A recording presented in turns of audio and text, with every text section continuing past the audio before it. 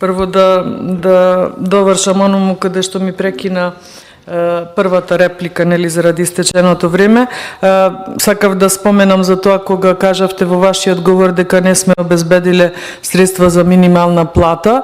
Последната влада на СДСМ не обезбеди средства ниту за плати за како беа пошти, железници и македонски шуми, а кога се носеше овде во минатиот состав законот за минимална плата, предупредувавме, потоа гласавме за, меѓутоа предупредувавме дека ќе се случи во државава повеќе од 50% вработени да примат минимална плата.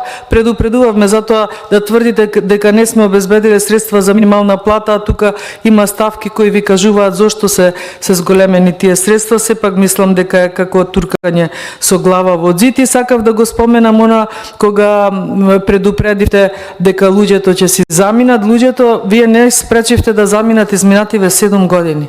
Заминуваа во континуитет и не велам дека не заминували до 2017, но и ваши ветувања беа дека ќе ги спречите. Се сеќаваме на оние чевли пред влада, да не зборувам особено за делот од мојава професија, особено здравствени работници и доктори. Ние барем сега имаме најава дека до нова година ќе ги вработиме 300 специјализанти, а вкупно ќе станат 600 со следната година, што не велам дека е доволно, но сепак е барем некој чекор кој што на вистина ќе се реализира. И вашиот апел да ги прифатиме вашите амандмани, мислам дека во добар дел, го кажав тој во мојот говор вчера, дека можеби при 5 се веќе прифатени, го кажав тоа. 250 милиони евра годишно ќе се издвојуваат за локалните самоуправи. Значи тука влегуваат сите локални проекти.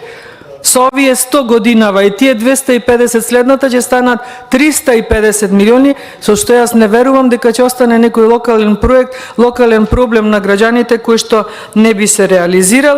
И повторно го споменавте унгарскиот кредит и велите не се знаат условите. Исти се условите. Околу тоа дали ќе има проблем со банките или ќе нема, денес имаше премиерот, мислам, прес од општина Бутел и најавија и министерката за финансии тоа го кажа дека мислам дека и утре ќе имаат средба со банките, најавија дека веќе една од комерцијалните банки ќе ги прифати условите, така да не гледам потреба да се прави паника околу нешто кое што е пред месец дена подпишано.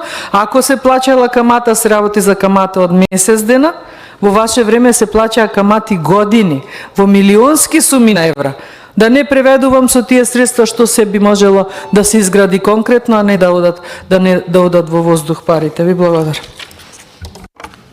Благодарам. Контрареплика Митко Тречур.